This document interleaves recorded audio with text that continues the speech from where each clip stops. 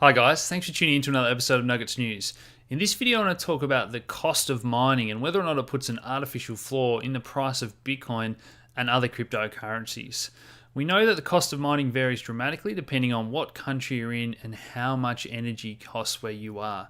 So take these numbers with a grain of salt. The cost to mine one Bitcoin in different countries as high as $26,000 in South Korea and as low as $530 in Venezuela. We've also seen these articles about how much energy Bitcoin consumes, 1% of global power consumption. Again, take that with a grain of salt. There's a new report out today that says that some of those numbers are grossly overstated. But what I think is important to recognize is that a lot of Bitcoin energy comes from renewables. It's far more green than a lot of other wasteful industries out there.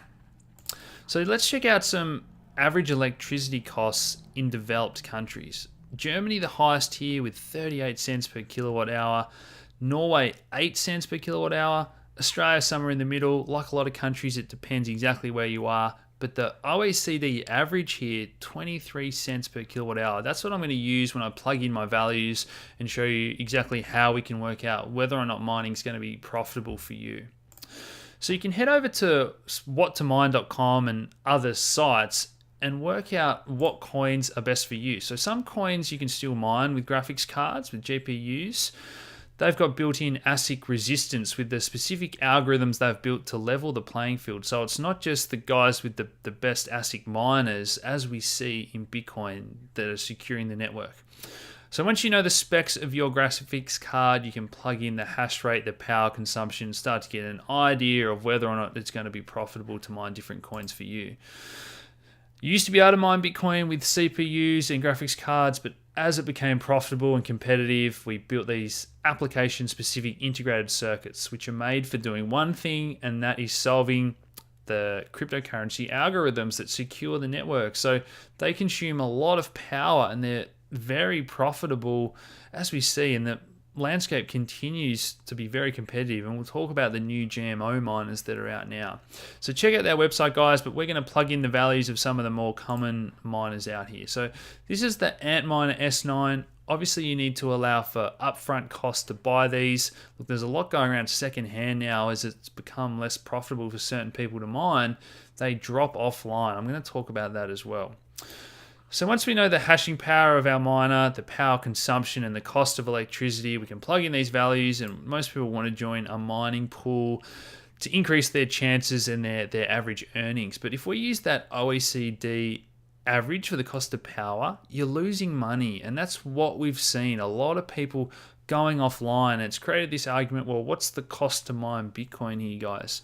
But as I said, a lot of people now are getting low or no cost energy from renewables, and it quite quickly turns that around. It's the most important factor to determine how profitable mining is going to be for you here. So with the S9, if you're getting renewable power 24 hours a day, we can see that that's about over $1,000 a year. We've now got these new GMOs coming out of Japan. A lot of power consumption, but again, a big increase in hash rate over that S9. So again, not profitable if you're paying that average for power because of how much it consumes. If we're getting those renewables here, guys, it quickly becomes almost twice as profitable as the S9.